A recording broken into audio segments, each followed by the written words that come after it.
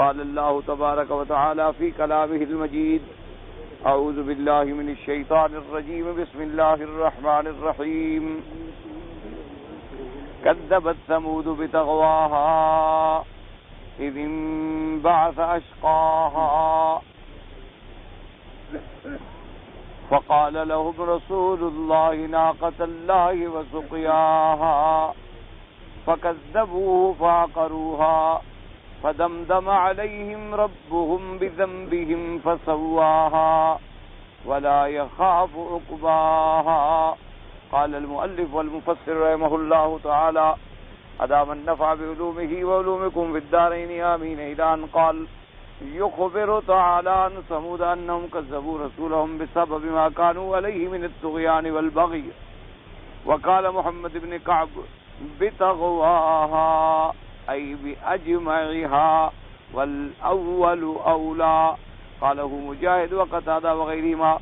فأعقبهم ذلك تكذيبا في قلوبهم بما جاءهم به رسولهم عليه الصلاة والسلام من الهدى والیقین اذ انبعث اشقاها. اب مفسر رحمۃ اللہ علیہ سورۃ الشمس کی ان آیات مبارکہ میں ارشاد فرماتے ہیں کہ کذبت ثمود بطغواها. اللہ پاک خبر دیتے ہیں قوم ثمود کے بارے میں کہ انہم کذبوا رسولہم، کہ انہوں نے اپنے پیغمبر کو جھٹلایا. یعنی قوم ثمود نے تو صالح علیہ السلام کو جھٹلایا، لیکن جمع کا صیغہ آیا کذبوا رسولہم کا، تو اس سے مراد یہ ہوتا ہے کہ جو آدمی ایک نبی کا بھی انکار کرے تو گویا اس نے سارے انبیاء کا انکار. اگر جو آدمی ایک پیغمبر کا اقرار کرے تو گویا اس نے سارے نبیوں کا اقرار کیا. جیسے کہ امت محمد مصطفیٰ صلی اللہ علیہ وسلم، اب ہم کلمہ تو صرف حضور پاک کا پڑھتے ہیں کہ لا الہ الا اللہ محمد الرسول اللہ، یعنی ہمارا ایمان جو ہے حضور صلی اللہ علیہ وسلم کی ذات پاک اور آپ کی رسالت اور آپ کی ختم نبوت پہ. لیکن حضور پر ایمان لانے کا یہ نتیجہ ہے کہ جتنے انبیاء پہلے گزرے ہیں ہمارا ان سب پر ایمان، کہ بھی 1,24,000 پیغمبر یا اس سے زیادہ یا کم، یا جتنے اللہ نے رسول بھیجے ہیں وہ تمام کے تمام برحق تھے اور تمام کے تمام اللہ کے بھیجے ہوئے تھے، اور ان پر ہمارا ایمان ہے. اس کی وجہ یہ ہے کہ جتنے انبیاء اور رسول ہیں ان تمام کا مقصد ایک ہے. ان تمام کا بنیادی مقصد کیا ہے؟ مسئلہ توحید. بنیادی مقصد کیا ہے؟ مسئلہ ختم نبوت، مسئلہ نبوت و رسالت. اور بنیادی مقصد کیا ہے؟ مسئلہ قیامت. تو جب یہ تین بنیادیں ان کی ایک ہیں تو ہر پیغمبر اپنے پہلے پیغمبر کی تصدیق کرتے ہیں. جیسے کہ اللہ تبارک و تعالی نے جو حضور پاک کو کتاب عطا فرمائی تو مصدقا لما بین ایدیہم، جو آپ سے پہلے کتابیں گزری ہیں حضور نے ان کی بھی تصدیق فرمائی. اسی لیے اللہ نے قرآن میں تمام انبیاء کے قصے ذکر فرمائے. بعض کے قصے اللہ نے تفصیل کے ساتھ ذکر فرمائے اور بعض کے قصے اللہ نے اجمال کے ساتھ ذکر فرمائے، اور بعض انبیاء کا صرف اجمالی ذکر فرما دیا، نام بھی نہیں لیا. تو مطلب اس کا یہی ہوتا ہے کہ تمام انبیاء علیہم الصلوات والتسلیم اور تمام اللہ کے رسول جو ہیں وہ برحق ہیں، اور ان سب پر ہمارا جو ہے ایمان ہے. انہا موضوع الدرس شوفوا مقام آخر شوفوا براءكم كلها كتب. موضوع الدرس يسجون أحسن. هذا موضوع الدرس، خلوا مقامكم هنا. اس لیے اگر کسی نے خدا نہ خواستہ اللہ نہ کرے حضور پاک کا انکار کیا تو گویا تمام انبیاء کا انکار ہے.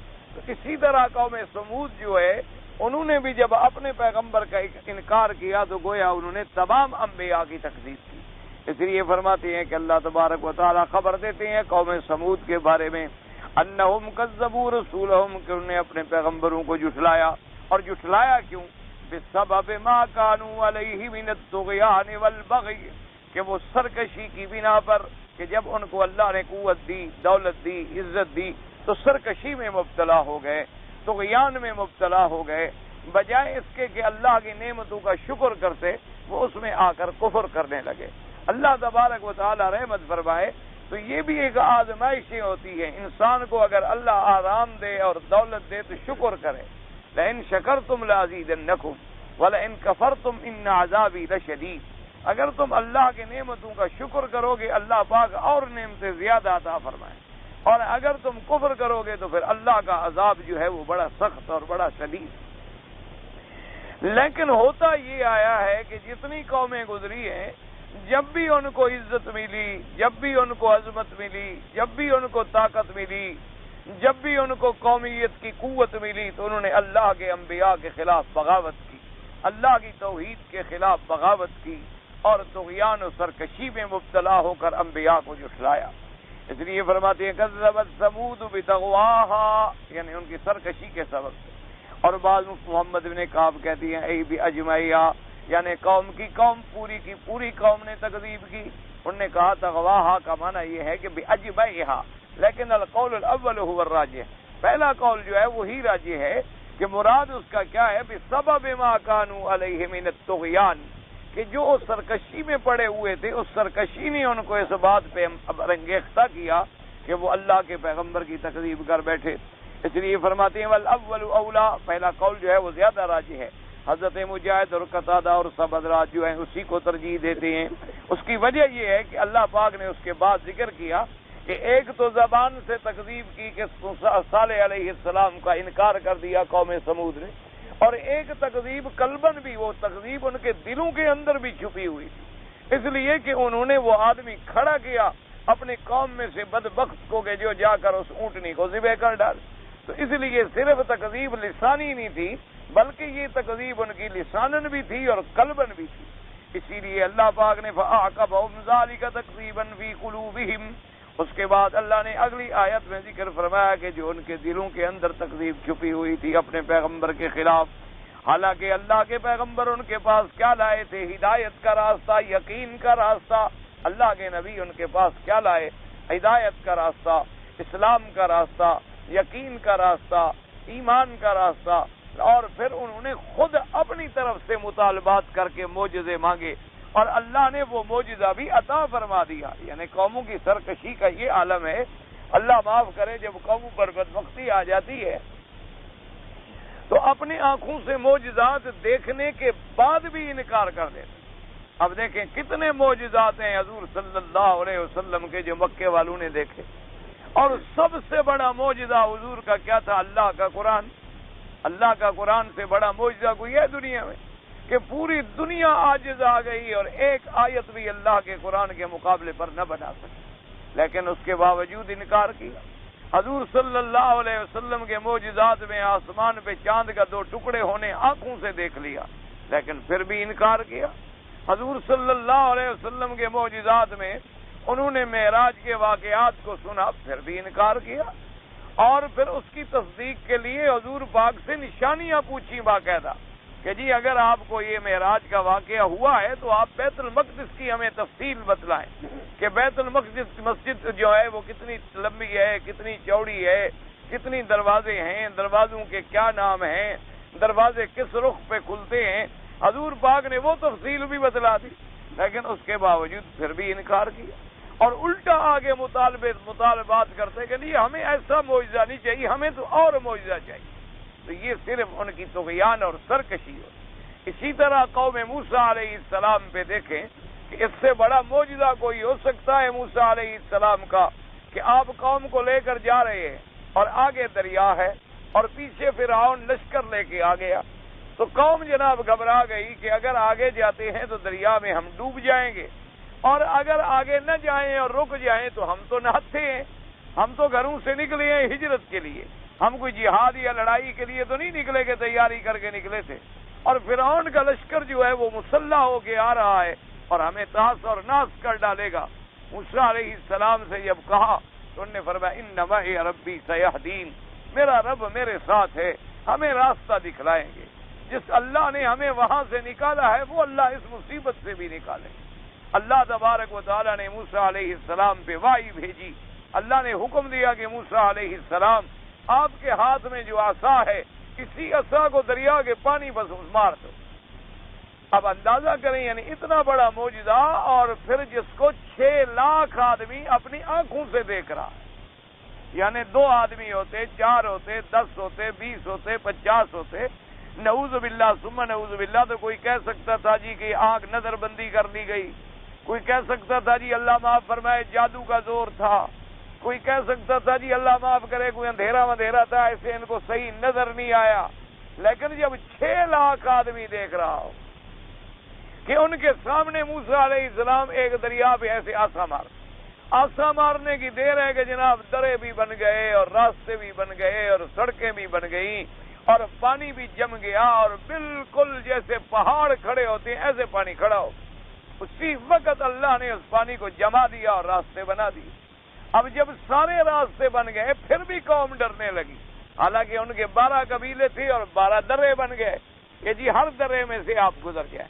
انہوں نے کہا کہ موسیٰ علیہ السلام اگر ہم گزریں گے تو ہمیں دوسروں کا تو پتہ نہیں ہے کہ وہ بھی گزر رہے ہیں کہ نہیں گزر رہے، تو اللہ تبارک و تعالیٰ کے حکم سے ان دیواروں کے اندر روشن دان بن گئے، ان میں جالیاں لگ گئیں، بھی دیکھتے جاؤ ایک دوسرے کو، بھائی باتیں بھی کرتے جاؤ اور گزرتے جاؤ، اور تمام کی تمام قوم جو ہے وہ دریا کو عبور کر گئی۔ اچھا، اب عبور کرنے کے بعد پھر دوسری چیز بھی آنکھوں سے دیکھ لی کہ جب فرعون کا لشکر پورے کا پورا دریا میں اتر آیا، اللہ نے دریا کو حکم دیا اور اسی دریا نے ان کو غرق کر دیا۔ یعنی اسی وقت کا فیصلہ ہے کہ ایک لشکر باہر نکل جاتا ہے اور ایک لشکر اسی وقت غرق ہو جاتا ہے۔ اپنی آنکھوں سے دیکھ رہے ہیں۔ دریا کو عبور کرنے کے بعد آگے چلے تو ایک قوم تھی بت پرست، ان کے پاس بت رکھے ہوئے تھے اور وہ ان کی عبادت کر رہے تھے، تو قوم کے لوگ جناب موسیٰ علیہ السلام کے پاس آئے اور کہنے لگے اجعل لنا الہا کما لہم آلہہ، کہ موسیٰ علیہ السلام ہمیں بھی ایسے کوئی خدا بنا دو جیسے انہوں نے بنائے ہوئے ہیں نا، ہمیں بھی ایسے بنا دو، ذرا دیکھ کر خدا کی عبادت کرنے میں مزہ آتا ہے، خدا کو دیکھیں تو صحیح۔ اور پاگلوں، جو اپنے ہاتھوں سے بنا ہوا ہو وہ بھی کبھی خدا ہو سکتا ہے، لیکن اتنا بڑا معجزہ دیکھنے کے بعد قوم بھول گئی، قوم فوراً آ گئی کہ جناب اجعل لنا الہا کما لہم آلہہ۔ حضرت موسیٰ علیہ السلام کو بڑا غصہ آیا، فرمایا انکم قوم تجہلون، فرمایا تم بہت بڑی کوئی جاہل قوم ہو کہ اتنے بڑے مشاہدات کے بعد بھی تمہیں اللہ کی قدرتوں پہ یقین نہیں آتا، اور اللہ کو چھوڑ کر، اس خالق اور مالک کو چھوڑ کر جس کے حکم سے دریا رک گئے ہیں، تم ان بتوں کی عبادت کرنا چاہتے ہو جو خود بے حس ہیں، بے حرکت ہیں، چلنے کے قابل نہیں، بولنے کے قابل نہیں، ہلنے کے قابل نہیں۔ تو یہ ہمیشہ اللہ معاف فرمائے کہ جب قومیں گمراہ ہو جاتی ہیں تو پھر ساری منظر دیکھنے کے باوجود بھی ان کو سمجھ نہیں آتی۔ اللہ تبارک و تعالی معاف فرما دے، اللہ تبارک و تعالی ہدایت کے اسباب پیدا فرما دے۔ اسی طرح قوم سمود نے بھی خود معجزہ مانگا کہ جی اس پتھر سے اونٹنی نکل آئے زندہ، ہمارے سامنے نکل آئے، اور اونٹنی بھی بالکل یعنی گابن ہو اور ولادت کے لیے تیار ہو، تاکہ پھر دودھ پینے میں بھی ہمیں دیر نہ لگے۔ حضرت صالح علیہ السلام نے دعا کی، اللہ پاک نے پتھر سے اونٹنی پیدا کر دی، اللہ کے لیے کیا مشکل۔ اللہ تبارک و تعالیٰ چاہیں تو مٹی سے آدم بنا دے، اور ایک پتھر سے اونٹنی بنانا کون سا مسئلہ تھا؟ اونٹنی تو پھر بھی حیوان ہے نا، آدم علیہ السلام تو انسان ہے، ابو البشر ہیں، اور آدم علیہ السلام ماشاءاللہ یعنی پوری انسانیت کے باپ ہیں۔ اتنا بڑا مرتبہ ہے کہ اللہ اپنے ملائکہ کو بھی ان کے آگے جھکا دیا، تو جب ایسی مخلوق کو اللہ نے مٹی سے پیدا کر لیا تو اس پتھر سے ایک اونٹنی کا پیدا کرنا جو ہے کون سا مشکل تھا۔ اونٹنی آ گئی، اب جناب دودھ پی رہے ہیں، چند دن گزرے کہنے لگے جی ہم تو بڑے تنگ آ گئے، روز کون دودھ پیے۔ یہ ہوتی ہے ناشکری کہ جب اللہ نعمتیں دیتا ہے تو آدمی ناشکر ہو جاتا۔ اللہ تبارک و تعالیٰ کی نعمتیں جو ہے نا جی ملتی ہیں، اب آدمی کے سامنے جناب کھانے رکھے ہوئے ہیں، انہیں جی 8-10 کھانے پڑے ہیں اور مختلف ڈشیں بنی ہوئی ہیں، تو پھر کیڑے نکالتا ہے، اس میں نمک زیادہ ڈال دیا، یار اس میں تم نے آج مرچی نہیں ڈالی، اس میں تم نے میٹھے کا خیال نہیں کیا، اس کا قوام ٹھیک نہیں رہا، یہ کباب ذرا خستہ نہیں بنے، اور یہ گوشت یار تم صحیح لے کر نہیں آئے ہو۔ یہ انکار ہے اللہ کی نعمت۔ اللہ تبارک و تعالیٰ اپنے عذاب سے محفوظ کرے۔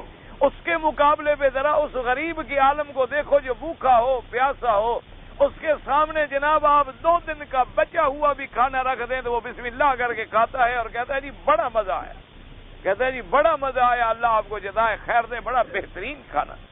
سوکھی ہوئی روٹی بھی دے دیں تو اس کو پانی میں بھگو کے کھا لے گا، پھر بھی کہے گا الحمدللہ کہ جی اللہ کی نعمت ہے، چلو پیٹ تو بھر گیا نا، انسان ہے، میری حاجت تو پوری ہو گئی۔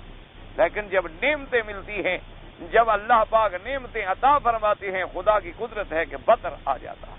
الا قلیل من عبادی الشکور، بہت تھوڑے بندے ہوتے ہیں اللہ کے جو اتنی نعمتوں کے بعد بھی اس کے شکر گزار ہو، جو سمجھتے ہیں کہ یہ نعمتیں دینے والا بھی مالک ہے اور چھیننے والا بھی مالک ہے، اگر اس نے دے دیا ہے تو الحمدللہ، اگر چھین لے تو ہم کیا کر سکتے۔ اس لیے ہمیشہ یاد رکھیں کہ آدمی کو چاہیے کہ طغیان سے، سرکشی سے اور ناشکری سے، اللہ کی نعمتوں کے کفران سے اپنے آپ کو بچائے۔ اللہ تبارک و تعالی رہے۔ اسی لیے سیدہ عائشہ صدیقہ رضی اللہ تعالی عنہا بنت صدیق حبیب خدا زوجہ محمد مصطفیٰ صلی اللہ علیہ وعلا آلہ وسلم، آپ نے ہدایت فرمائی کہ عائشہ جب کسی کے گھر میں جاؤ تو اپنے سے چھوٹے لوگوں کے گھر میں جایا کرو، غریبوں کے گھر میں جایا کرو، جو تم سے بڑے لوگ ہیں ان کے پاس نہ جایا کرو۔ بی بی عائشہ نے حکمت پوچھی کہ وجہ کیا ہے حضور؟ فرمایا جب بڑے گھروں میں جاؤ گی، ان کی دولت دیکھو گی، ان کی عورتوں کے زیورات دیکھو گی، ان کے جناب سامان دیکھو گی، ان کا سنگار دیکھو گی، تو تمہارے دل میں بھی پیدا ہوگا شوق کہ بھئی میں اللہ کے نبی کی بیوی ہوں اور میرے گھر میں تو کپڑے بھی پورے نہیں ہیں، اور ان کے گھروں میں اتنی بڑی دولت ہے، تو کہیں دل میں ناشکری نہ آ جائے اللہ۔ اور جب تم اپنے سے غریب لوگوں کے گھر میں جاؤ گی تو تم شکر کرو گی کہ بھئی ان کے پاس تو چارپائی نہیں، شکر ہے میرے گھر میں چارپائی تو ہے، ان کے گھر میں تو رضائی نہیں، شکر ہے میرے گھر میں کوئی رضائی تو ہے، ان کے گھروں کے اندر تو ایک جوڑا نہیں، شکر ہے میرے پاس 2 جوڑے تو ہیں۔ اس لیے فرمایا کہ ہمیشہ اپنے آپ سے نیچے والے پر نظر رکھو، کہ اگر اللہ نے تمہیں چلنے کی توفیق دی ہے تو تم کار والے پہ نظر نہ ڈالو، اس پہ نظر ڈالو جس کی ٹانگیں ہی نہیں۔ اگر اللہ تمہاری ٹانگیں بھی ختم کر دیں تو تم کیا کر دو؟ اگر اللہ تمہاری ٹانگوں میں حادثہ پیدا کر دے، کوئی شلل پیدا کر دے، کوئی فالج ڈال دے، کوئی بیماری ڈال دیں، پھر دیکھو کہ وہ بیچارے کیسے لنگڑا کے چل رہے، کیسے بیچارے ہاتھوں کے بل جیسے جانور چلتا ہے انسان پھر رہے، تو پھر تم دل میں کہو گے کہ الحمدللہ ثم الحمدللہ، اللہ تیرا شکر۔ اگر اللہ نے آنکھیں دی ہیں تو نابینا پہ نظر ڈالو، اگر اللہ نے ہاتھ دیے ہیں تو کسی بغیر ہاتھ والے پہ نظر ڈالو، اگر اللہ نے تمہیں عقل دیا ہے تو کسی پاگل پہ نظر ڈالو، کہ اگر اللہ ہمیں بھی پاگل بنا دیتے تو ہم کیا کرتے۔ اگر تمہیں اللہ نے زبان دی ہے تو کسی گنگے پہ نظر ڈالو، اگر اللہ نے تمہیں کان دیے ہیں تو کسی بہرے پہ نظر ڈالو، کہ اگر میری زبان نہ ہوتی تو کون میری بات سنتا، کون میرے سامنے آگے بیٹھتا، کوئی میرے ملازم تو نہیں ہے، نہ مجھ سے ان کو اور کوئی فائدہ ہے، ایک اللہ کے دین کے لیے ہی تو جمع ہوتے کہ تاکہ قرآن کی کوئی ایک آیت سن لیں گے، حدیث محمد مصطفیٰ صلی اللہ علیہ وسلم سن لیں گے، کوئی ایک چھوٹا موٹا مسئلہ بھی سن لیں گے۔ اس لیے ہمیشہ اللہ کی شکر اور نعمتوں کا شکر ادا کرنا چاہیے۔ لیکن کافروں نے کیا کیا؟ فرماتی ہیں ذنباس اشقاہا ای اشقل قبیلتی وہو قدار ابن صالف عاقر الناقہ وہو احیمر سمودا وهو الذي قال الله تعالى فنادوا صاحبهم فتعاطى فعقر الآية وكان هذا الرجل عزيزا فيهم شريفا في قومه نصيبا رئيسا مطاعا۔ اب اللہ نے فرمایا کہ ان لوگوں نے کھڑا کیا اور تیار کیا جو ان کے قبیلے کا سب سے بڑا بدبخت تھا۔ بدبخت کا معنی ہے یعنی اللہ کے علم میں ان کے نزدیک تو وہ بڑا سردار تھا، ان کے قبیلے میں تو وہ بڑا آدمی تھا، ان کے قبیلے میں بڑا رئیس تھا، بڑا سردار تھا، لیکن اللہ کے علم میں تو بڑا بدبخت تھا کہ اللہ کے نبی کے معجزات والی چیز کی مخالفت کی۔ اور اس کا نام جو ہے مفسر رحمت اللہ علیہ فرماتے ہیں قدار ابن صالف تھا، جس نے اونٹنی کو آ کر زخمی کیا اور اونٹنی بیچاری شہید ہو گئی اور مر گئی۔ اور وہ احیمر سمود، یہ احیمر جو ہے تصغیر ہے احبر کی، یعنی وہ ان میں سے سرخ رنگ کی طرف مائل تھا، قوم سمود کا آدمی تھا۔ اور یہ بھی مفسر نے لکھا ہے کہ وکان رئیسن وکان نصیبا مطاعا عزیزا فی قومہ، کہ وہ اپنی قوم کا سردار تھا، اپنی قوم کا بہت بڑا تھا، تو اس لیے اس نے زیادہ بغاوت کی۔ جو جتنا بڑا تھا اتنی زیادہ اللہ کے انبیاء کا مخالف تھا، جو جتنی بڑا تھا اتنی اللہ کے انبیاء کی مخالفت پر کمر بستہ تھا۔ اسی لیے ایک حدیث مبارک میں بھی آتا ہے، حضور نے فرمایا کہ پہلی امتوں میں جو سب سے بڑا بدبخت شخص گزرا ہے وہ ہے جس نے حضرت صالح علیہ السلام کی اونٹنی کو قتل کیا تھا، اور فرمایا میری امت کا بھی وہ بدبخت ہوگا جو حضرت علی رضی اللہ تعالی عنہ کو شہید کرے۔ حضور صلی اللہ علیہ وسلم کی ایک روایت مبارک میں یہ بھی بولتا ہے، کیونکہ سیدنا علی رضی اللہ تعالی عنہ بھی تو شہید ہوئے نا، اور آپ بھی مظلوم شہید ہوئے ہیں، اور اسی طرح آپ نے فرمایا کیونکہ اس نے انبیاء کا معجزہ جو تھا اس کی مخالفت کی، اور اس نے داماد نبی محمد مصطفیٰ اور خلیفہ راشد سیدنا علی رضی اللہ تعالی عنہ کی مخالفت کی، اور صرف مخالفت نہیں بلکہ آپ کو جامع شہادت بھی لایا۔ اس لیے حضور نے فرمایا کہ اشکل اولین، پہلی امتوں میں جو بدبخت تھا وہ تو تھا عاقر الناقۃ، جس نے اس اونٹنی کو جا کے ذبح کیا۔ اللہ تبارک و تعالی معاف فرمائے۔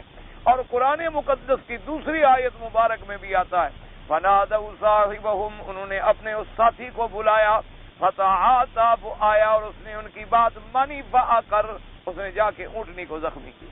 اس نے آ کر مشورہ کیا کہ بھی اونٹنی کے مارنے کا طریقہ یہ ہے کہ اونٹنی بڑی عظیم اونٹنی تھی نا، بڑی ماشاءاللہ عظیم الخلقت اونٹنی تھی، اور اتنا بڑا دودھ دینے والی کہ پوری قوم سمود ایک دن سارا دن صرف دودھ پیتی، اتنا دودھ دے دیا اللہ تبارک و تعالی نے، گویا اس میں ایک نہر لگا دی دودھ کی، ورنہ پوری قوم کو ایک اونٹنی کا دودھ کافی ہو جائے، کوئی بات تو نہیں، چونکہ معجزہ تھا اور اللہ کی قدرت سے وہ پیدا ہوئی۔ تو اس نے یہ پروگرام بنایا کہ اونٹنی جب پانی پی کر واپس آتی ہے تو ہم راستے میں بیٹھ جاتے ہیں چھپ کے، تو جب اونٹنی گزرے گی تو اس کی کونچیں جو ہے پاؤں کے نیچے جو ہے کاٹ ڈالیں، جب اس کی کونچیں کٹ جائیں گی تو لازمی بات ہے کہ خون بہتا رہے گا اور بیچاری مرتے مرتے مر جائے گی۔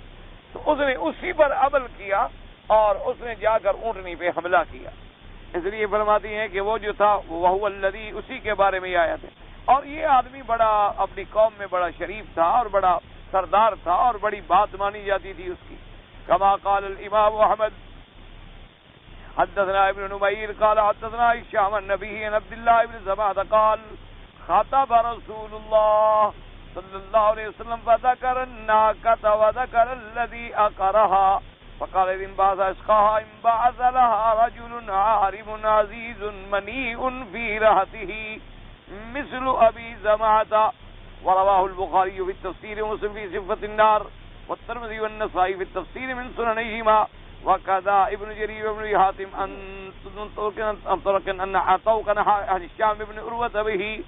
اب مفسر رحمۃ اللہ علیہ فرماتی ہیں کہ امام احمد رحمۃ اللہ علیہ نے اس سند کے ساتھ عبداللہ ابن زمعہ سے روایت نقل کی ہے کہ ایک دن حضور پاک نے خاطب رسول اللہ صلی اللہ علیہ وسلم فذكر الناقة وذكر الذي عقرها، حضور پاک نے خطبہ پڑھا اور اس خطبے کے اندر آپ نے حضرت صالح علیہ السلام کی اونٹنی کا ناقہ کا واقعہ بھی ذکر فرمایا، اور اس کے ساتھ آپ نے جس نے الذی عقرها، جس نے اس اونٹنی کو کاٹا اور اونٹنی کو مارا، اس کا بھی آپ نے ذکر فرمایا۔ تو اسی میں آپ نے یہ فرمایا کہ اذ انبعث اشقاها، کہ وہ بدبخت جو تھا انبعث لها رجل عارم عزیز منیء فی رہته، وہ آدمی جو تھا بڑا سردار تھا، وہ آدمی ایسا تھا جس کی اپنی قوم کے اندر بڑا رعب تھا، اس کی قوم جو ہے اس کی بات کو سنتی تھی اور اس کے حکم کو مانتی تھی۔ اور آپ نے مثال بھی دی کہ جیسے ابی زمعہ بھی اپنے قبیلے کا سردار ہے، وہ بھی اپنے قبیلے کا سردار تھا۔ اور اسی روایت کو امام بخاری رحمۃ اللہ علیہ نے کتاب التفسیر میں ذکر فرمایا ہے، اور امام مسلم رحمۃ اللہ علیہ نے فی صفت النار، جہاں جہنم کی صفت کا بیان ہوا وہاں ذکر فرمایا ہے، اور امام ترمذی اور نسائی نے اپنی تفسیر کے انہوں نے بھی باب التفسیر سنن کے اندر ذکر فرمایا۔ تو یعنی یہ روایت جو ہے وہ صحیح روایت ہے کہ وہ اپنے علاقے کا، اپنی قبیلے کا، اپنی قوم کا سردار تھا۔ اور اللہ معاف کرے، اللہ پاک ہم سب پر اپنی رحمت اور ہدایت کے فیصلے جاری فرمائیں۔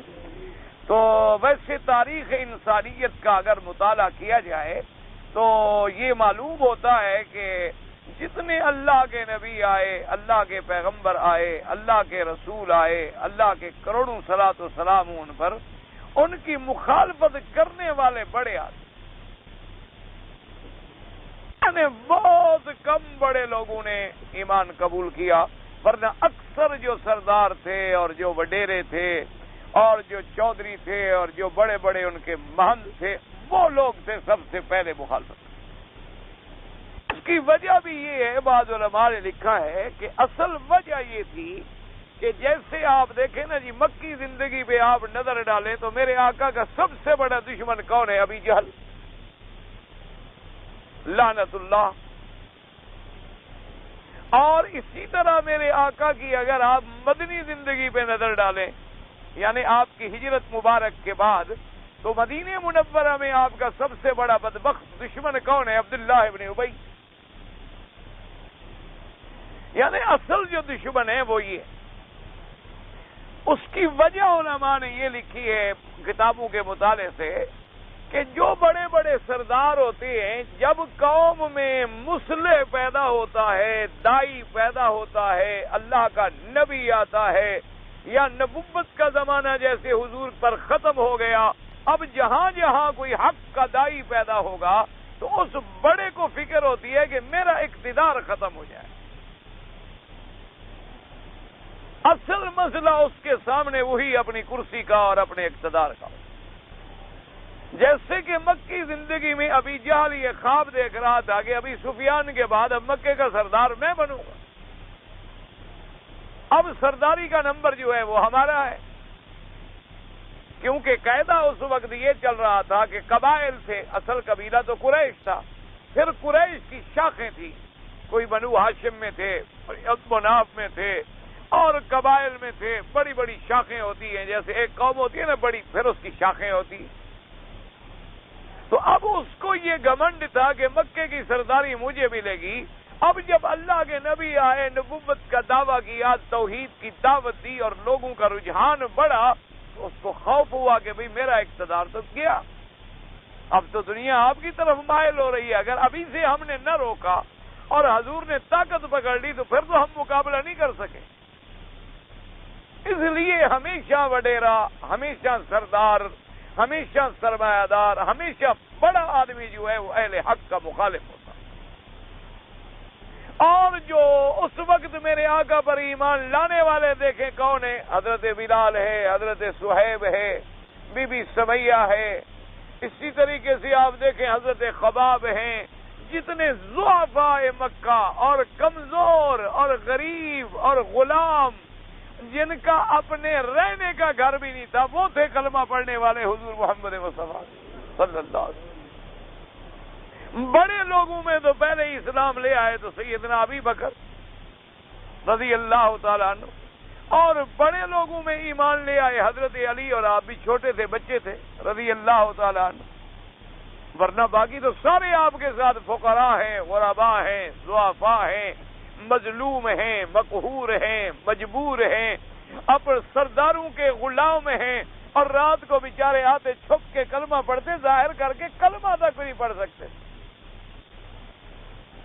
اور بالکل روایت صاف موجود ہے کہ ابھی جہل لعنت اللہ علیہ، اللہ کی اس پہ کروڑوں لعنتیں ہوں، کیونکہ حضور نے فرمایا کہ موسیٰ علیہ السلام کا فرعون بھی بڑا متمرد تھا، بڑا سرکش تھا، بڑا جبار تھا، لیکن میرے فرعون کا مقابلہ نہیں کر سکتا. یہ ابھی جہل اس سے بھی بڑا شیطان. اس کی وجہ بھی واضح ہے کہ دیکھو نا جی، جب فرعون کو ایک غوطہ لگانا، کہنے لگا آمنت برب موسیٰ و ہارون، میرا اللہ میں ایمان لے آیا، موسیٰ کا رب تو سچا ہے، ہارون کا رب تو سچا ہے، میں آپ کو بھی مانتا ہوں، موسیٰ و ہارون کو بھی مانتا ہوں. جب موت کی گھڑی آئی اور پانی میں غرق ہونے لگا اور ذرا غوطے لگے تو خدائی شدائی سے نکل گئی، ہوا تو ختم ہو گئی. لیکن ابو جہل لعنت اللہ علیہ اتنی بڑا بدبخت تھا کہ جنگ بدر میں پڑا ہوا ہے، زخم بدن چور چور ہو گیا ہے اور تلوار لگی ہے گردن میں، باقی صرف سانس کی ڈوری چل رہی ہے. اس وقت حضرت عبداللہ ابن مسعود رضی اللہ تعالیٰ عنہ جو ساتھ گزرے تو انہوں نے کہا کہ ابو جہل اب تو تم انجام کو پہنچ گئے. کہنے لگا کیا ہو گیا؟ کو مکہ تھوڑا فتح ہو گیا ہے. کہنے لگا انجام کی بات تب ہے جب مکے پر تم حکومت کرو. یہ تو ایک جنگ ہے، ہم ہار گئے تم جیت گئے تو کیا ہوگا؟ یعنی اس وقت بھی اس کا غرور ختم نہیں ہو. اور حضرت نے جب صحابی نے اس کے غصے میں آگے گردن اتارنی چاہیے تو کہنے لگا یار ہوا یہ الغنم ہو، بکریوں کے چرواہے، تمہاری تلوار نہ استعمال کرو، میری تلوار نکالو، تمہاری تلوار ٹھیک نہیں ہے.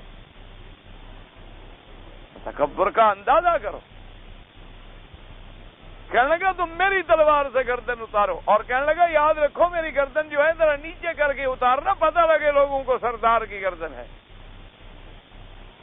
اندازہ کرو، مر رہا ہے ملعون، جہنم سامنے نظر آ رہی ہے، اللہ کے فرشتے عذاب کے آئے کھڑے ہیں، لیکن اس وقت بھی اپنا کبر اور غرور جو ہے وہ باقی۔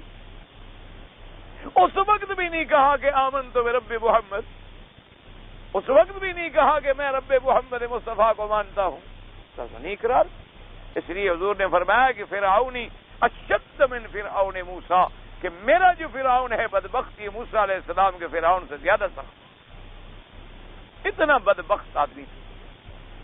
تو ایک دن کعبۃ اللہ کا طواف کر رہا تھا، ایک دوست آیا اس کا، وہ بھی طواف کرا۔ اس دوست نے پوچھا کہ بھئی آپ کے علاقے میں مکہ میں ایک نبی پیدا ہوئے ہیں، میرے تو دوستو میرے ساتھ تو سیدھی بات کرو کہ وہ اللہ کا سچا نبی ہے، کیا بات ہے، کیا واقعہ ہے؟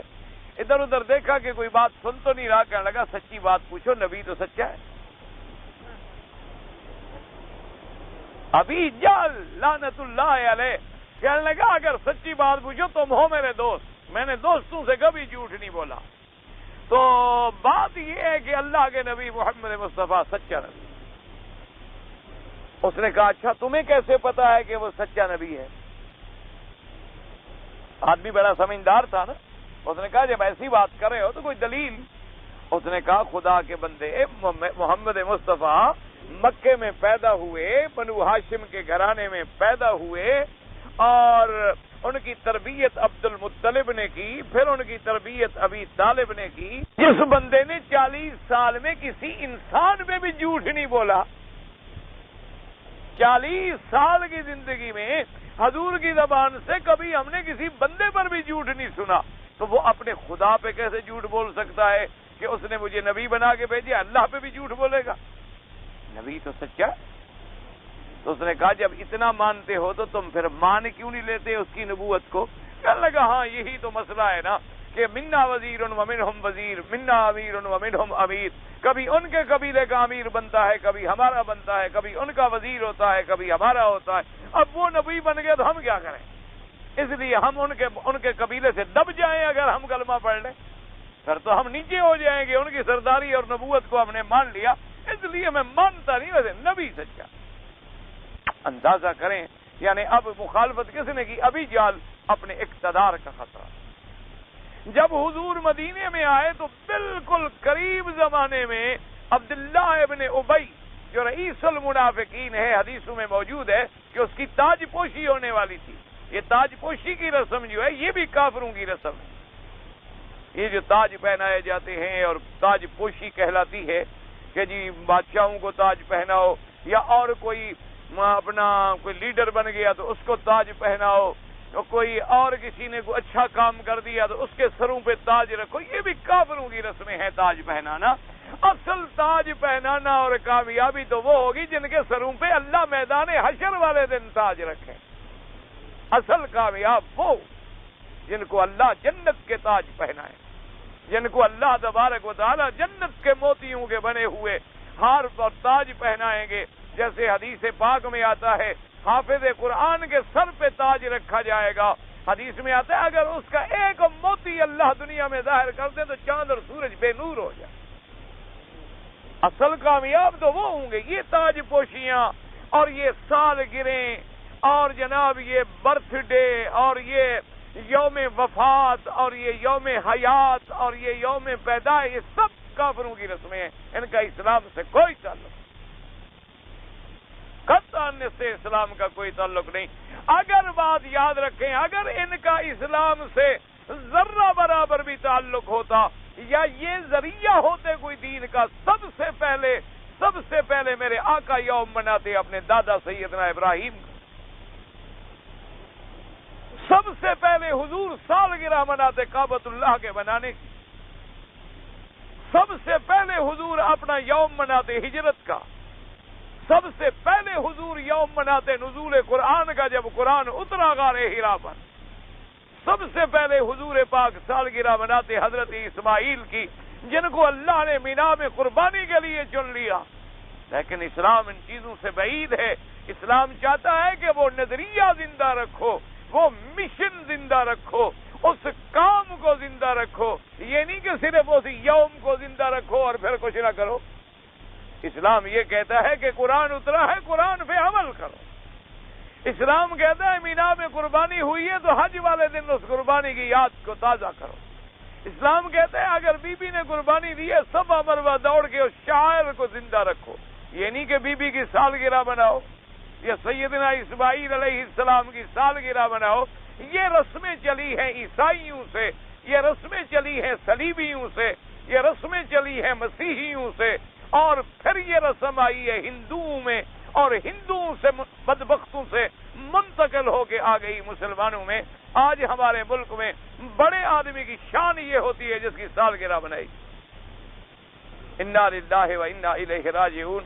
اللہ تبارک و تعالی انہیں بھی بات سمجھنے کی توفیق دے، ان کے لیے بھی کوئی ہدایت کا ذریعہ بنا دے۔ اور پھر اندازہ کرو کہ ایک ظالم، ایک سرمایہ دار، ایک بینکر، ایک بلیک میلر، اس کی بھی سالگرہ مناؤ اور تم محمد مدنی کی بھی سالگرہ مناؤ۔ انا للہ و انا الیہ راجعون۔ اللہ تبارک و تعالی ہم مسلمانوں پر ہدایت کے راستے کھول دیں کہ ہمیں بات سمجھ آ جائے۔ تو اب عبداللہ ابن ابی کی تاج پوشی ہونے والی تھی، اس نے سردار بننا تھا مدینہ منورہ کا۔ حضور آئے تو عبداللہ ابن ابی کی سرداری ورداری تو ختم۔ حضور کے ہوتے ہوئے کسی کا چاند اور سورج جل سکتا تھا؟ جب سورج آ جاتا ہے تو کوئی دیا ٹمٹما سکتا ہے؟ جب حضور صلی اللہ علیہ وسلم تشریف لے آئے، ساری دنیا، سارے مدینے والے، چھوٹے بڑے، بچے بوڑھے، سب حضور کے قدموں میں گر گئے۔ کون پوچھے عبداللہ ابن ابی کو؟ تو عبداللہ ابن ابی نے مخالفت کی، جنگ احد میں مخالفت کی، بی بی عائشہ پر تہمت لگانے میں مخالفت کی، ہر میدان جنگ میں اس نے مسلمانوں کو لڑانے کی کوشش کی، اوس اور خزرج کو لڑانے کی کوشش کی۔ مسلمان قبائل میں پھر کبیر وہ قبائلیت اور قومیت کے نام پر فتنے کھڑے کیے کہ یہ اوسی ہے، یہ خزرجی ہے، یہ انصار ہے، یہ مہاجر ہے۔ اس نے بے انتہا زور لگایا، لیکن اللہ نے اس کو خائب و خاسر کر دیا، نامراد ہرما کر دیا، اور اسی کفر کے عالم میں مر گیا، اور اللہ پاک نے اپنے پاک پیغمبر کو کامیابی عطا فرمائی۔ تو یہ پوری تاریخ آپ اٹھا کے دیکھ لیں کہ حضرت نوح کی مخالفت کرنے والے کون تھے اور حضرت محمد مصطفیٰ کی مخالفت کرنے والے تھے۔ اور آج بھی آپ دیکھ لیں کہ جہاں علماء حق ڈیرا لگائیں گے ان کی مخالفت کون کرے گا؟ جو بڑا ہو۔ غریب اگر بات نہیں مانے گا مخالفت بھی نہیں کرے گا۔ اگر غریب آدمی کسی حق والے عالم کی بات نہیں سنے گا، زیادہ سے زیادہ یہی کہہ دے گا بھائی میری سمجھ میں بات نہیں آتی، بھائی ہم تو نہیں سنتے، ہم تو بھائی اس مولوی کی بات کو نہیں سن، چلا جائے گا۔ لیکن بڑا آدمی تو مقابلہ کرے گا، لڑائی کرے گا، جھگڑے کرے گا، مروائے گا، قتل کروائے گا، ڈاکے ڈلوائے گا، بے عزتی کی سوچے گا، جھوٹے مقدمے بنوائے گا، تنگ کرے گا کہ کہیں اگر یہ حق والے جم گئے تو باطل تو ختم ہو جائے گا۔ اس لیے ہمیشہ یہ تاریخ بتاتی ہے، جیسا کہ اس حدیث مبارک میں حضور پاک نے بھی فرما دیا کہ ان کی مخالفت کرنے والا جو تھا وہ بھی بہت بڑا سردار تھا۔ وقال ابن ابي حاتم حدثنا ابو ذرا قال حدثنا ابراهيم بن موسى قال حدثنا عيسى بن يونس قال حدثنا محمد بن اسحاق قال حدثني يزيد بن محمد بن خثيم عن محمد بن كعب القرظي عن محمد بن خثيم بن ابي مرثد عن عمار بن ياسر رضي الله تعالى عنه قال رسول الله صلى الله عليه وسلم لعلي رضي الله تعالى عنه الا احدثك باشقى الناس قال بلى قال رجلان وحيور ثمود الذي قرناك والذي يضربك يا علي لا هذا يعني کرنا وتتطل من هذه يعني لحيته۔ اس حدیث سے مبارک میں آتا ہے، عمار ابن یاسر روایت کرتی ہیں کہ حضور پاک صلی اللہ علیہ وآلہ وسلم تسلیما کثیرا نے حضرت علی سے فرمایا، آپ نے فرمایا کہ حضرت علی الا احدثک باشقى الناس، میں تمہیں لوگوں میں جتنی مخلوق پیدا ہوئی ہے ان میں سے بدبخت کے بارے میں تمہیں بتلاؤں کہ بڑے بڑے بدبخت کون ہیں۔ اس سے مراد یہ نہیں ہوتا کہ بس یہ بدبخت ہے اور نہیں، آخر جو انبیاء کو قتل کرنے والے ہیں وہ کتنے بڑے بدبخت ہوں۔ اگر حضرت علی کے شہید کرنے والا اتنا بڑا بدبخت ہے تو جن لوگوں نے اللہ کے نبیوں کو شہید کیا، یقتلون الانبیاء بغیر حق، 70 نبی ایک دن میں شہید ہوئے، ایک دن میں قوموں نے شہید کر ڈالا، ہزاروں انبیاء شہید ہوئے، تو جو سیدنا علی رضی اللہ تعالی عنہ کو شہید کرنے والا ہے وہ بدبخت ہے، تو اللہ کے نبیوں کے شہید کرنے والے کا کیا عالم ہوگا؟ اس لیے ہمیشہ یاد رکھیں، کیونکہ بعض ہمارے جو ملنگ حضرات ہیں نا وہ اس روایت سے بڑا زور لگاتے ہیں کہ دیکھو جی حضور نے ابو بکر کے قاتل کو تو بدبخت نہیں کہا، حضرت عمر کے قاتل کو تو بدبخت نہیں کہا، حضرت عثمان کے قاتل کو تو بدبخت نہیں کہا، حضرت علی رضی اللہ تعالی عنہ کے قاتل کو آپ نے بدبخت کہا، تو اس کا مطلب یہ ہے کہ سب سے زیادہ ان کی شان تھی۔ تو یہ بات نہیں ہوتی ہے، ان کو بات سمجھنی چاہیے۔ حضرت علی کی مثال تو پھر حضور نے حضرت صالح علیہ السلام کی اونٹنی کے ساتھ تھی، یعنی ان کی اونٹنی کے مارنے والا بھی بدبخت تھا اور تمہیں مارنے والا بھی بدبخت ہوگا، ورنہ آپ کی مثال کے مقابلے پر کسی نبی کے ساتھ مثال نہیں دی، کسی بزرگ کے ساتھ مثال نہیں دی۔ ویسے حضرت علی کی شان ہمارے لیے اسی طرح ہے الحمدللہ جس طرح خلفائے راشدین کی شان ہے، ہماری آنکھوں کے نور ہیں، لیکن ایک لفظ سے ان کی شان کو بڑھا کے اصحاب ثلاثہ کی شان میں کمی کرنا جو ہے یہ عدل اور انصاف کے بھی خلاف ہے اور یہ مقام کے بھی خلاف۔ اور دوسری بات یہ ہے کہ چونکہ یہ سلسلہ حضور کا آپ سے بات کا ہوا تو آپ نے بیان فرما دیا، اس لیے آپ نے فرمایا کہ حضرت علی میں آپ کو بتاؤں کہ بدبخت کون ہے۔ حضرت علی نے پوچھا فرمائیے کہ کون بدبخت ہے؟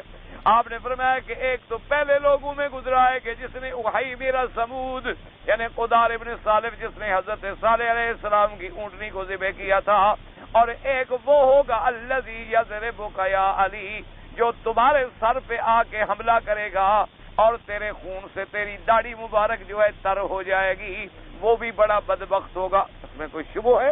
جو حضرت علی کا قاتل ہے وہ بدبخت ہے، جو صحابہ کا قاتل ہے وہ بدبخت ہے۔ ہم تو کہتے ہیں جو اہل بیت رسول کے بارے میں گالی دیتا ہو وہ بدبخت ہے، جو صحابہ کو برا کہتا ہو وہ بدبخت ہے، اور قتل کرنا تو بڑی بات، قتل کرنا تو اللہ معاف کرے بہت بڑا مسئلہ ہے۔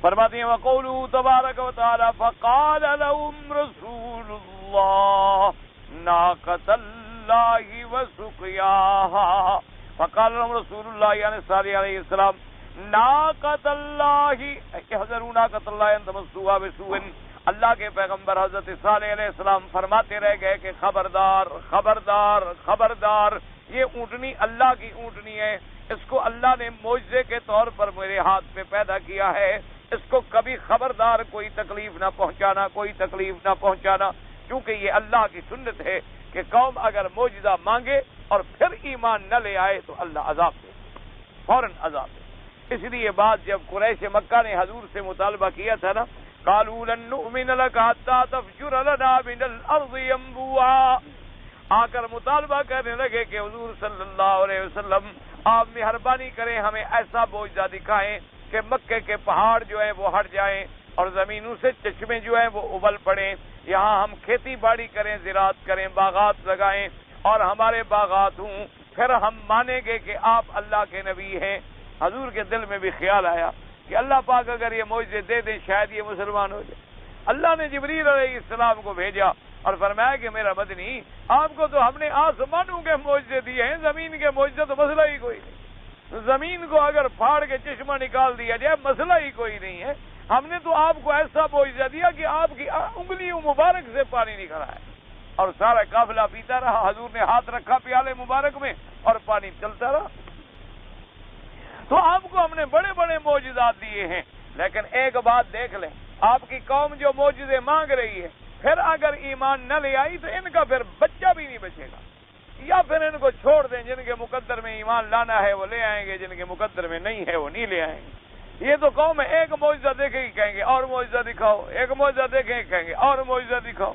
تو حضور نے فرمایا اچھا ٹھیک ہے میں ان کا مقابلہ ان کی مخالفت برداشت کروں گا، چلو ان کو عذاب نہ آئے، شاید ہو سکتا ہے ان میں سے کچھ لوگ مسلمان بھی ہو جائیں، اور ہو گئے الحمدللہ۔ دیکھا نہیں کہ خالد بن الولید اسلام لائے، اکرمہ اسلام لائے، ابی سفیان اسلام لائے، بڑے بڑے لوگوں کو اللہ نے اسلام نصیب فرما دیا اور انہوں نے آ کر پھر اسلام میں اسلام کی تاریخ کو روشن کر دیا۔ ابی سفیان جب تک کافر رہا تو کافر رہا، لیکن جب اسلام لے آیا رضی اللہ تعالی عنہ پھر حضور کا سب سے بڑا دست و بازو بنا۔ خالد بن الولید دیکھیں جب تک کافر تھا جنگ احد میں حضور کی فوج کو شکست دینے والا بنا، اور جب اسلام لے آئے تو پوری دنیا میں اللہ کی تلوار بن کے چمکا۔ اور پوری دنیا سے کفر کو مٹا ڈالا۔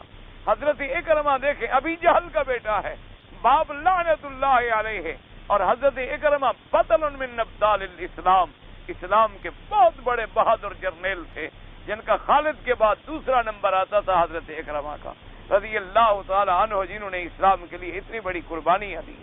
اس لیے آپ نے فرمایا میرے اللہ ٹھیک ہے، آپ اپنی حکمت پہ رہنے دیں، ہم برداشت کریں گے ان کی مخالفت کو، جن کے مقدر میں ایمان لانا ہے لے آئیں گے، جن کے مقدر میں نہیں ہے وہ رہ جائیں گے۔ تو حضرت اللہ کے نبی ڈراتے رہے، فَسُقِيَا إِلَىٰ تَعْتَدُوا عَلَيْهَا فِي سُقِيَاهَا فَإِنَّ لَهَا شِرْبَ يَوْمٍ وَلَكُمْ شِرْبُ يَوْمٍ مَعْلُومٍ۔ انہوں نے کہا اونٹنی کو بھی نہ ستاؤ، نہ اس کے پانی میں رکاوٹ ڈالو، ایک دن تمہارے لیے ہے اور ایک دن اونٹنی کے لیے ہے۔ لیکن انہوں نے فَكَذَّبُوهُ فَأَقَرُوهَا أَيْ كَذَّبُوهُ فِي مَا جَاءَهُمْ بِهِ فَعَاقَبَهُمْ ذَلِكَ أَنَّ عَقَرُوا النَّاقَةَ الَّتِي أَخْرَجَهَا اللَّهُ مِنَ الصَّخْرَةِ آيَةً لَّهُمْ وَحُجَّةً عَلَيْهِمْ۔ لیکن انہوں نے پیغمبر کی تکذیب کی اور پیغمبر کو جھٹلایا اور اونٹنی کو زخمی کر دیا، جو اللہ نے پتھر سے نکالی تھی، آپ کے لیے معجزہ تھا اور ان کے لیے حجت تھی۔ نتیجہ کیا نکلا؟ فَدَمْدَمَ عَلَيْهِمْ رَبُّهُمْ بِذَنبِهِمْ فَسَوَّاهَا۔ فَدَمْدَمَ أَيْ غَضَبَ عَلَيْهِمْ فَدَمَّرَ عَلَيْهِمْ۔ اللہ کا غضب آیا، اللہ نے ان پر عذاب نازل کر دیا۔ اصل دمدمہ کہتے ہیں عذاب، عذاب پہ عذاب، عذاب پہ عذاب، عذاب پہ عذاب، حتیٰ کہ بالکل ختم کر دے۔ فَجَعَلَ الْعُقُوبَةَ نَازِلَةٌ عَلَيْهِمْ عَلَى السَّوَاءِ، یعنی سب پہ برابر عذاب آیا۔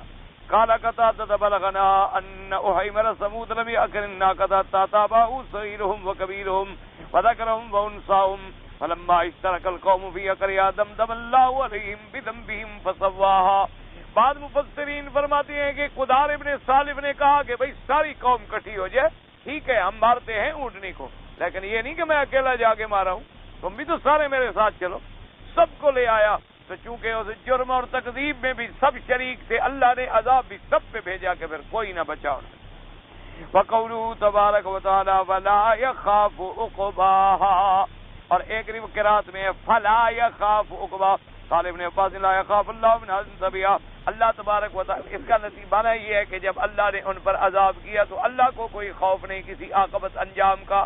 کیا مانا؟ یعنی دنیا میں بادشاہ اگر کسی قبیلے کو ختم کر دے تو اس کو ڈر تو ہوتا ہے کہ پتہ نہیں کوئی مجھ سے بدلہ لے، لیکن اللہ کو کیا ڈر تھا ان کے ہلاک کرنے میں؟ اللہ تبارک و تعالیٰ کو کیا خوف؟ اللہ تبارک و تعالیٰ تو قادر ہیں ہر چیز سے، منزہ ہیں خوف سے اور صفت نقصان سے۔ وَقَذَا قَالَ مُجَاهِدٌ وَالْحَسَنُ وَبَكْرٌ بْنُ اللَّهِ الْبَصْرِيُّ وَغَيْرِهِمْ وَقَالَ الذَّاكُ وَالسُّدِيُّ وَلَا يَخَافُ عُقْبَاهَا أَيْ لَمْ يَخَفْ الَّذِي عَقَرَهَا عَاقِبَةَ مَا صَنَعَ۔ بعض کہتی ہیں وَلَا يَخَافُ عُقْبَاهَا، اس کا تعلق جو ہے اس آدمی سے ہے جس نے اونٹنی کو مارا تھا، کہ اس کو ڈر نہیں تھا کہ میری عاقبت اور انجام کیا ہوگا۔ اگر ڈر جاتا اپنی عاقبت سے تو ایسی حرکت نہ کرتا، لیکن اس کو جو ہے کوئی خوف نہیں تھا۔ لیکن پہلا قول زیادہ اولا ہے، بلقول الاول اولا لدلالۃ السیاق علیہ۔ مفسر رحمۃ اللہ علیہ فرماتے ہیں کہ پہلا قول جو ہے وہ زیادہ راجح ہے، کیونکہ کہتا ہے کہ بھئی پہلے بھی تو قرآن میں ہے نا فدمدم علیہم ربہم، پہلے ذکر رب موجود ہے، بذنبہم فسواہا، تیرے رب نے عذاب بھیج کے ان سب کو برابر کر دیا۔ ولا یخاف، تیرے رب کو کوئی خوف نہیں کسی عاقبت یا انجام کا، کیونکہ وہ تو قادر ہے جو چاہیں جب چاہیں جیسے چاہیں، فعال لما یرید یفعل ما یشاء ویحکم ما یرید، واللہ تعالی اعلم۔ الحمدللہ سورۃ شمس والضحیٰ کی تفسیر ختم ہوئی، اللہ کی رحمت سے اب آگے تفسیر جو ہے سورۃ اللیل کی آئے گی۔ میں نے کہتا ہے جی کہ ایک پہلے عمرہ کیا تھا، اس میں نے سر پہ اس طرح پھروا دیا، ٹھیک کیا آپ نے؟ کہتے ہیں جب میں نے دوبارہ عمرہ کیا تو چونکہ سر پہ بال نہیں تھے لہذا میں نے احرام کھول دیا۔ اللہ کے بندے، یہی میں کئی دفعہ عرض کر چکا ہوں کہ خود بھی اس بات کو دماغ میں رکھو اور اپنے ساتھیوں کو، بھائیوں کو، گھروں میں جہاں تمہاری آواز جاتی ہے پہنچاؤ، اس لیے کہ ایک مولوی کی آواز کہاں جائے گی؟ ہمارے پاس میڈیا تھوڑا ہے، ہمارے پاس اس وقت کیا ذریعہ ہوتا ہے؟ محض یہی کہ جتنی اللہ نے توفیق دی ہے ہم دین کی بات پہنچاتے رہے۔ تو آپ لوگوں کی بھی ذمہ داری ہے کہ عمرہ کرنے سے پہلے مسئلہ پوچھا کریں، جب عمرہ کرنا ہو پہلے دین کو سمجھا کرے، اپنے گھر سے نکلے اپنے محلے کے عالم کے پاس چلا جائے کہ حضرت میری عمرے پر تیاری ہے، مہربانی کر کے مجھے سمجھا دیں میں نے احرام کیسے باندھنا ہے، غسل کیسے کرنا ہے، نیت کیسے کرنی ہے، طواف کیسے کرنے ہیں، یا مجھے اللہ موقع دے وہاں پھر اور عمرہ کرنے کا تو وہ میں نے کیسے کرنا ہے، طواف الوداع میں نے کیسے کرنا ہے، سمجھ نہ آئے لکھ لے، ایک کاغذ پہ 4 باتیں 4 سطریں لکھ کے آ جائے، نہ عمرہ غلط ہوگا، نہ جرمانہ ہوگا، نہ سفر کی محنت تمہاری بیکار جائے۔ مسئلہ سمجھ لیں کہ بال ہوں یا بال ایک آدمی کے گنجا ہے ہی نہیں، تب بھی اس کو اس طرح پھروانا ہوگا اللہ کے حکم کی اطاعت۔ اللہ کو بالوں کی ضرورت نہیں ہوتی، اللہ تو یہ دیکھتے ہیں کہ بندے نے میرے آگے اپنی گردن جھکا، بال ہیں یا بال نہیں ہیں۔ اگر بال ہیں تو الحمدللہ، اگر بال نہ بھی ہوں، ایک اس طرح پھروایا آپ نے، دوسرے دن عمرہ کر لیا، تو اب بال تو نہیں آ گئے اتنی دیر میں، لیکن اس طرح پھر بھی آپ کو پھروانا ہوگا۔ لیکن آپ نے اس طرح نہیں پھروایا اور آپ نے احرام کھول دیا تو ایک بکری بطور دم آپ پر پڑ گئی، کیونکہ آپ نے تو کوئی بال کاٹے نہیں، بال تھے نہیں، اس طرح پھروانا آپ کے لیے ضروری تھا۔ اس لیے اگر بڑے بڑے بال ہیں تو چوتھا حصہ بالوں کا پورے سر سے کٹ جائے، یہ 2-3 بال کٹوانے سے بھی دم پڑ جاتی ہے۔ صرف امام شافعی رحمۃ اللہ علیہ کے نزدیک بھی گنجائش ہے کہ اگر کوئی کر لے تو فرماتی ہے دم سے بچ جائے گا، لیکن جمہور کے نزدیک یہی ہے کہ محلقین رؤوسکم ومقصرین لا تخافون، اللہ کے قرآن کی نص ہے اور حدیث رسول اللہ ہے صلی اللہ علیہ وسلم کہ حضور پاک نے اپنے سر مبارک پہ اس طرح پھروایا۔ اس لیے جب بھی عمرہ کریں تو حلق کروائیں، حلق افضل ہے، اور حضور نے دعا مانگی ہے اللہم اغفر للمحلقین، اللہم اغفر للمحلقین، اللہم اغفر للمحلقین۔ جب کہا گیا تو چوتھی دفعہ فرمایا وللمقصرین، او کما قال رسول اللہ صلی اللہ علیہ وعلا آلہ واصحابہ وسلم تسلیما کثیرا۔ تو مسئلہ اللہ کے بندے پہلے پوچھا کرو، تم ایسا کرتے ہو، غلطی پہلے کرتے ہو، مسئلہ بعد میں پوچھتے ہو، اب اس کا میں کیا کر سکتا ہوں؟ اس لیے مہربانی کریں یہ بات اپنے بھائیوں میں، ساتھیوں میں، محلے میں، ملک میں پھیلائیں کہ عمرے پہ آؤ، پہلے عمرہ سمجھو عمرہ کیا ہے، حج پہ آ رہے ہو پہلے سمجھو کہ حج کیا ہے۔ اب دیکھو ہمارے حاجی حج پہ آ جاتے ہیں، وہ سمجھتے ہیں آگے جائیں گے ہمیں معلم حج کروا دیں گے، معلم کو پتہ نہیں خود بھی حج آتا ہے کہ نہیں آتا، اس نے بھی پتہ نہیں کبھی زندگی میں حج کیا ہے یا نہیں کیا۔ وہ تو ہمارے انتظامی امور کے لیے ہوتے ہیں، دینی امور کے لیے تو نہیں ہوتے۔ ان کی ذمہ داری ہوتی ہے انتظامی امور میں کہ پاسپورٹ محفوظ رکھیں، ہماری ٹکٹ محفوظ رکھیں، ہمارے مدینے کے سفر کا انتظام کریں، ہماری بسوں کا انتظام کریں، مینا عرفات میں ہماری جگہ کا انتظام کریں۔ دینی مسائل تو کہتے ہیں مسلمان ہیں، خدا رہے پڑھے لکھے لوگ ہیں، دین سیکھ کر نہیں آئے۔ اگر دین سیکھ کر نہیں آئے تو کیا کرنے آئے ہیں یہاں؟ اس لیے آپ کتابیں خریدیں، آپ پڑھیں، آپ تیاری کر کے آئیں، پھر انشاءاللہ غلطی نہیں ہوگی۔ یہ تو ایک ہی دفعہ ہو گیا تو بار بار دینے کی کیا ضرورت ہے؟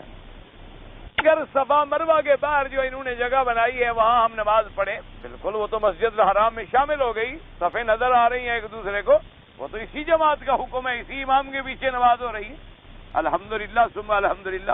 اب جیسے اللہ توفیق دے اور مسجد بڑھتی جائے بڑھتی جائے بڑھتی میلوں تک چلی جائے،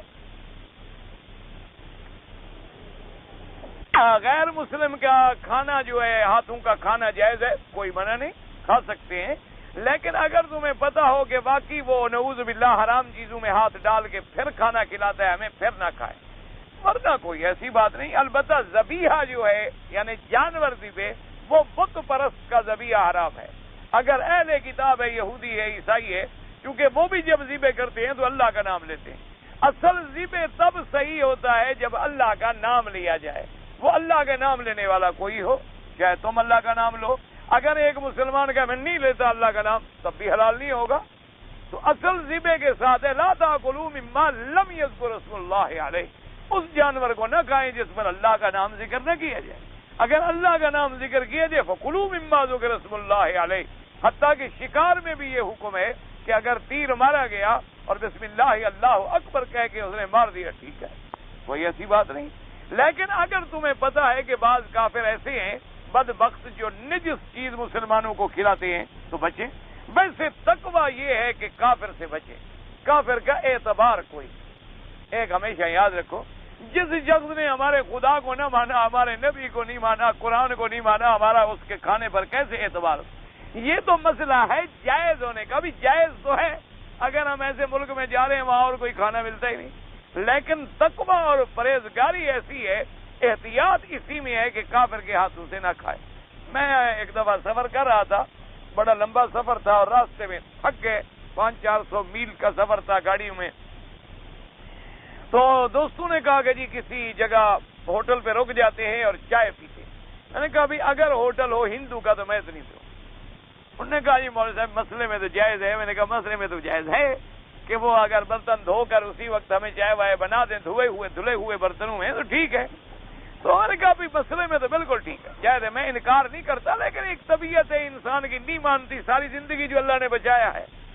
تو بہرحال میری طبیعت نہیں مانتی. کہنے لگے جی اب اس راستے میں تو کسی مسلمان کے ہوٹل کا سوال ہی پیدا نہیں ہوتا, یہ تو ملک ہی ہندوؤں کا ہے, کافروں کا ہے. اور اس سڑک پہ ہم اکثر چلتے ہیں, ہمیں تو کسی مسلمان کا ہوٹل کبھی نظر ہی نہیں آیا. میں نے کہا اب اللہ کی مرضی پر چائے پینا بھی تو کوئی شریعت کا مسئلہ نہیں ہے کہ ہم اگر نہیں پیئیں گے تو ہمارا کوئی عمرہ خراب ہو جائے گا. ہم سفر کر رہے ہیں, نہیں ملے گی تو نہ صحیح, فی امان اللہ.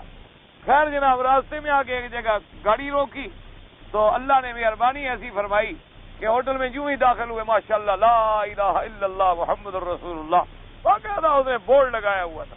میں نے کہا دیکھو ہماری نیت تھی تو اللہ نے دے دی ہے کہ نہیں دے دی.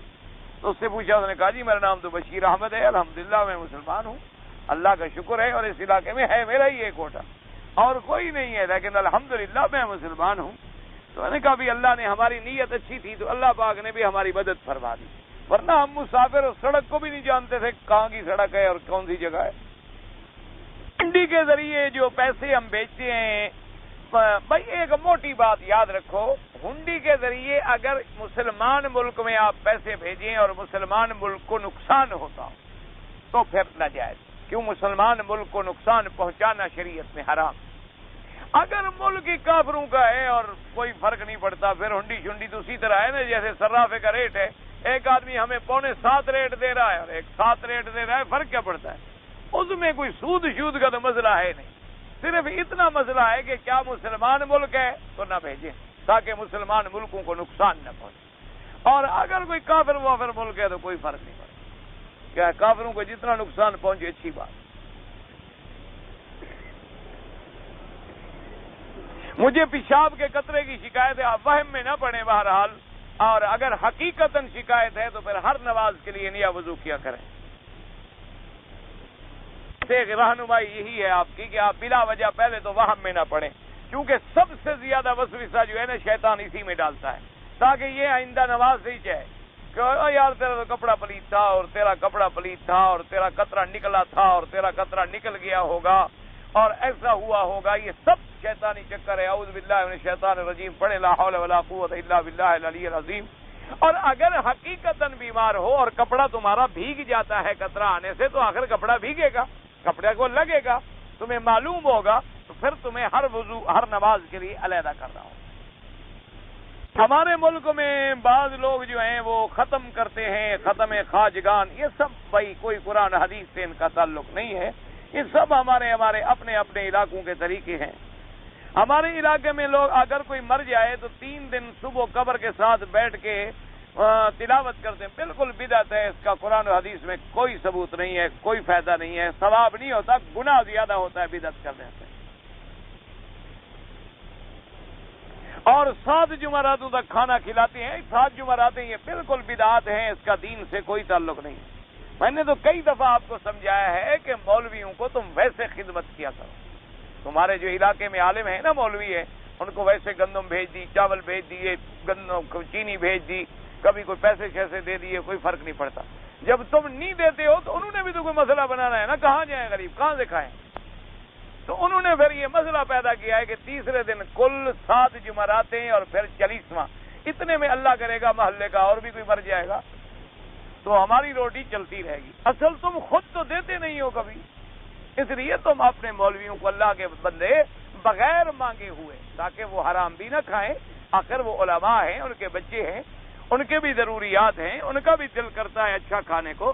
ان کے بغیر مانگے ہوئے آپ ان کے گھر میں ضرورت کی ہر چیز پہنچا دیا کریں. انہوں نے کہا جی مسئلہ ہمیں صحیح بتائیں, فکر نہ کرو, آپ کے چاول روٹی ہم نہیں ختم ہونے دیں.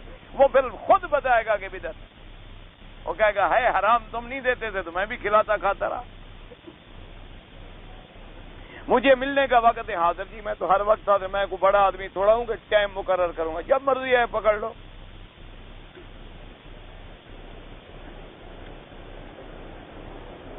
ایک لڑکی کا نکاح ہوا تھا 22/1/92 کو، نابالغ لڑکی تھی، اس کا نکاح ہوا تھا، تو لڑکی کو چاہیے کہ قاضی کو درخواست دے، بالکل قاضی نکاح اگر منسوخ کرے، ہاں بالکل قاضی خود اس کو بلائیں گے، نکاح والوں کو بلائیں گے، سارے فریقوں کو بلائیں گے، پھر باقاعدہ ثبوت لیں گے کہ نکاح کب ہوا تھا، اب لڑکی انکار کر رہی ہے تو کیوں کر رہی ہے، پھر وہ لڑکی کو کھلو دیں گے، باقاعدہ وہ ڈگری دیں گے اور ختم ہو جائے گا نکاح۔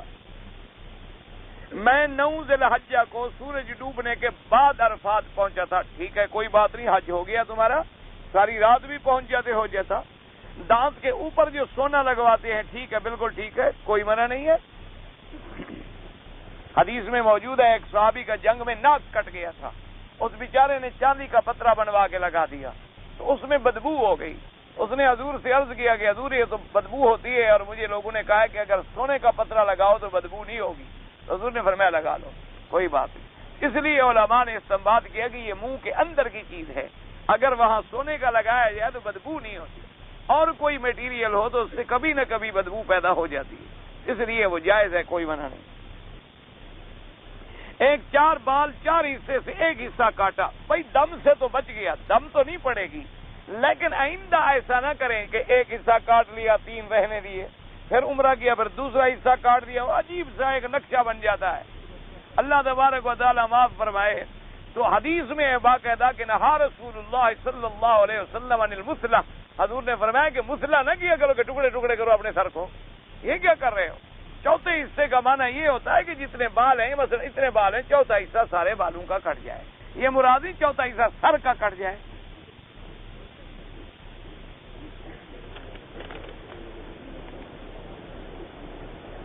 ہم نے ماموں سے زمین خریدی تھی اور اس کی رقم اتنی تھی، جتنی بچتی ہے دے دو، حصے کا کیا مطلب ہوا؟ یا شریعت کے مطابق اگر تم ان کے وارث بنتے ہو تو عالم سے مت فتویٰ لو کہ بھئی فلاں شخص مر گیا، یہ ورثہ چھوڑ گیا، ہر وارث کا حصہ کتنا بنتا ہے، اس حصے کے مطابق جتنی آپ کا حصہ بنے وہ آپ کا حق ہے، باقی ادا کریں۔ غسل جنابت پر زخم پر پانی ڈالا جائے، اگر زخم ہے اور خطرہ ہے پانی ڈالنے سے تو آپ مسح کر سکتے ہیں، وہاں پٹی باندھ دیں یا پلاسٹک باندھ دیں، مسح کر لیں، بعد کوئی ضروری نہیں۔